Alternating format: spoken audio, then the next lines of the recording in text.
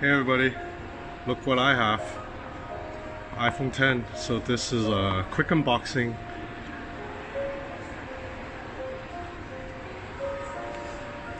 So you have here the usual papers and shit. And then this is the phone. Ooh. Okay, so I'll put the phone aside first. Let's look at what's here. So you have, these are probably earbuds. Oh, these are traditional earbuds? With a lightning adapter.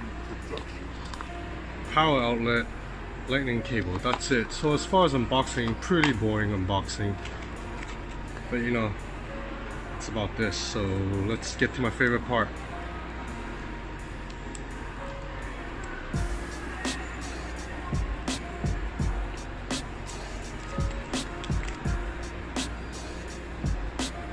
So let's power up the device. So you have to hold two buttons to power up the device, apparently. Yep. So anyway, I'm gonna play around with this. I'll be back. Hey everybody, I'm back with the iPhone 10. So I used it for about 2 hours. These are my impressions. So first of all, if you watch my videos, you know I'm an Android guy. I'm not a big fan of iOS. And you know, it's not like I've never given iOS the chance. I actually own an iPad Pro and I used the iPhone 3G, iPhone 4, iPhone 4S, all the way up to iPhone 6 actually before I jumped to Android. So I do know how to use iOS, I'm just not a fan. So first things first, one of the things I don't like about iOS is there is no back button. So I don't like that if I'm saying Instagram stories. If I want to back out now, the X is all the way up on the upper right corner. And you know, this might not be a big deal if you're like an American dude and you're always in like vast empty space. But I'm in Hong Kong where it's really tight and I'm on public transport a lot. So earlier I was on a train and I'm holding the phone with one hand. So I can't reach this X unless you turn on reachability, which is you swipe down from the bar to bring down the home screen. This is kind of awkward, right? So then you can reach the upper right corner. And even then, that's a weird setup, right? It's just a lot more easier on Android with a back button. But otherwise, going back home is easy. You already know this if you know, because my video is not one of the first ones or anything. So you already know that you swipe up from the bar to go back home. Or if you want to go to overview to check out all your apps, you swipe up halfway and then you stop. And then from here, you will get to see all your apps. Apparently, you can even jump between apps. Yep, you can. You can jump between apps by just holding this bar right here. So that's pretty useful. So looking at the hardware, you have a 5.8 inch OLED panel sourced by Samsung. The phone's actually a little bit thick. This is the LG V30. So you put the LG V30 side by side with the iPhone 10. The LG V30 is thinner. This is the Huawei Mate 10 Pro. They're about the same thickness. So as you can already see right now, the iPhone 10 has a pretty big camera bump. It's actually kind of ugly if you ask me. I'm not a big fan of the back of the iPhone 10. I think if you look at a phone like the Huawei Mate 10 Pro, it's a lot more elegant looking than the iPhone 10. But otherwise, if you ignore the back, the front looks amazing. I don't care about the notch. So at the bottom, you have the lightning port, speaker grills. Right here is volume rocker, and the switch to toggle silent mode or volume on. And right here, it's a supposedly a power button, but Apple doesn't call it a power button anymore. Apple's calling it a side button. So what you do is, when you long press this button, it'll bring up Siri. If you want to turn off the phone, you'll have to long press the side button with the lower volume rocker like this to do this. So you have to press two buttons at once to turn off the phone. So yes. Let's talk about Face ID. It works. The hype is legit. It lives up to the hype. So first of all, one of the good things is I was worried that iPhone would still make you press a button to unlock your phone, which is so damn dated. But nope, you get to turn on the phone. Let me turn this off. You get to turn on the phone by just one tap, and then it already unlocks. And once unlocked, you still have to swipe up to unlock the phone fully. So it's a little bit annoying to me. I prefer if it just unlocks automatically like on LG V30. So see right there, LG V30, I didn't have to touch the screen at all. Once it picked up my face, it unlocks. Now granted, I'm pretty sure the iPhone 10's Face ID is a hell lot more secure than LG V30's Face Unlock, because this just uses a 2D map of your face, whereas the iPhone 10 uses they call it true depth camera that shoots like 30,000 dots into your face to map it. I mean, that's how they map your face, so then apparently only 1 in a million people can unlock the phone with similar facial features unless you have a twin. So another cool thing of this, they call it true depth camera. Let me look it up. Yes, true depth camera is that after it maps your face, you can do a bunch of cool shit like animojis. I mean, you already know about animojis probably, so you just have to hit the A button. Okay, so I have to put in a number first before it will let me turn on Animoji. So you can pick, I'll pick a dog, or okay, let's pick a cat, and then from here, it's picking out my face right now. So I can, so only you can see if I'm talking, my mouth is moving right now actually. So I can record a message. Hello? Yes? Testing the Animoji? Yes, sir. I'm gonna make some facial expressions.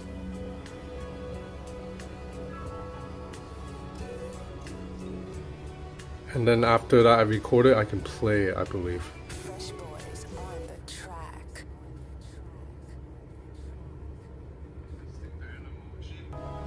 Yes, sir. We'll make some facial expressions. So that's pretty cool.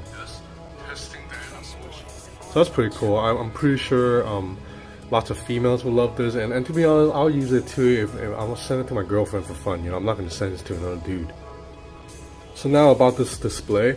This is a Samsung panel, but Apple's obviously tweaked it a little bit, and it looks beautiful. It's definitely one of the best displays out there.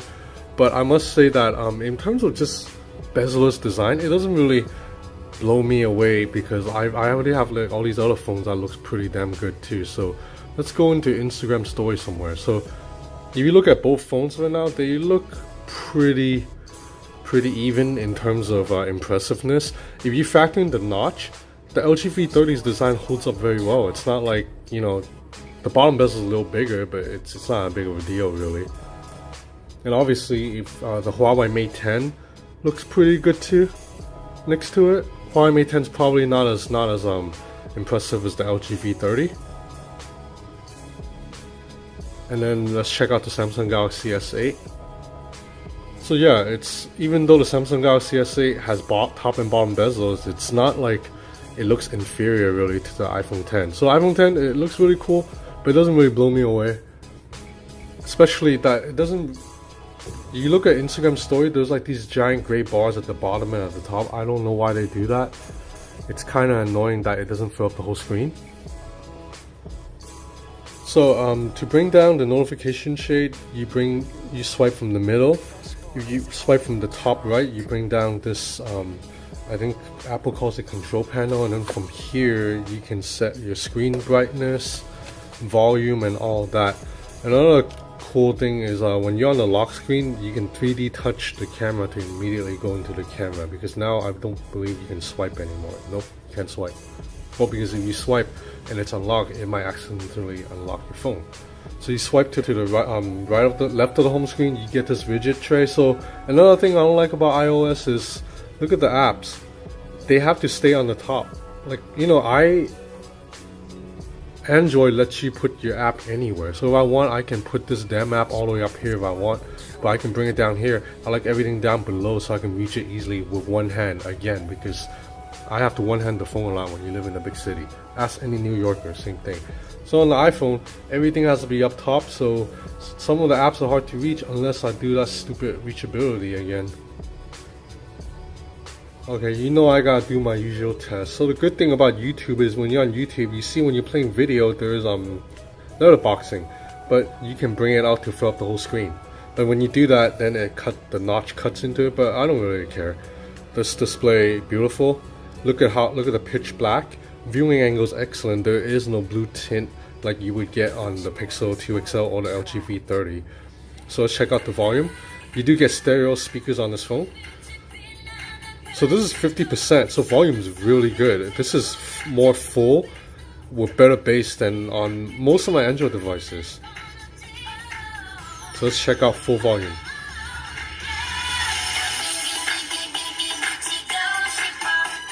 Okay, yeah, full volume gets really loud, so this speaker is excellent.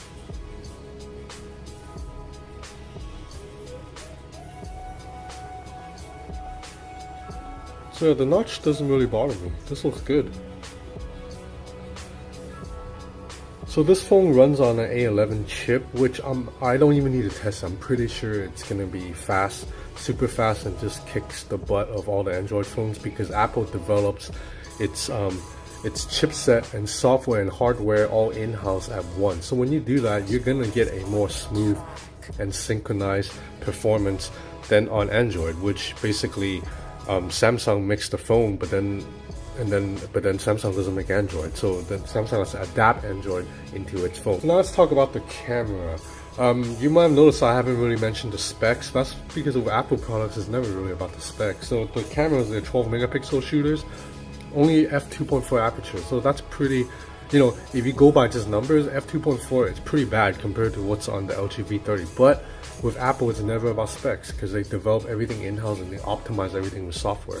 And I found that the iPhone X's camera, it's excellent. Definitely one of the best shooters out there. I'm gonna have photo samples compared with the Galaxy Note 8 and the LG V30 and the Huawei Mate 10.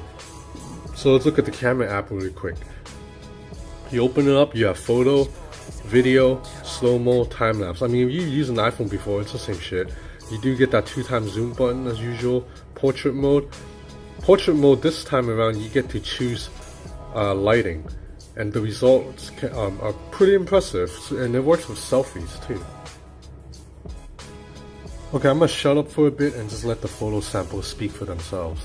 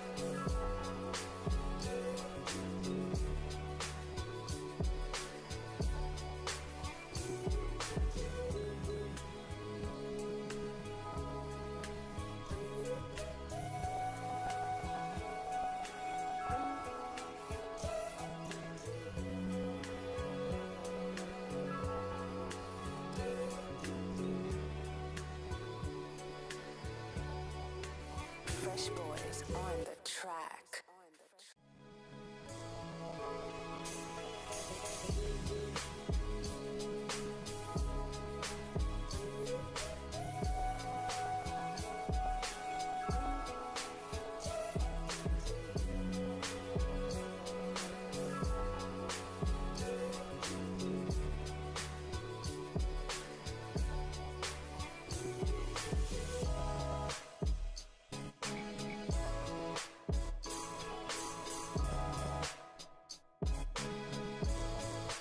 Fresh boys on the track.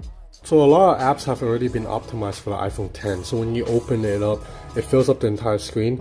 That means you'll see that notch stick out right there. Again, I don't care. I think it's pretty cool. But other apps doesn't support it. So other apps, like including the camera app, when you open it, you just get these giant black bars on the top and bottom as if you're using like an iPhone 8 with the giant ass bezels. So again, I wish Instagram stories would fill up the entire screen. I don't know why the decision to do this, but iPhones, if you use iPhones before, you know that the input lag is a lot less. Well, not a lot less. It's a little bit less than on Android. So you notice it a little bit when if you're very picky and you have really sharp eyes. When you're swiping, it's just a little bit smoother on the iPhone X than it is on the Android device.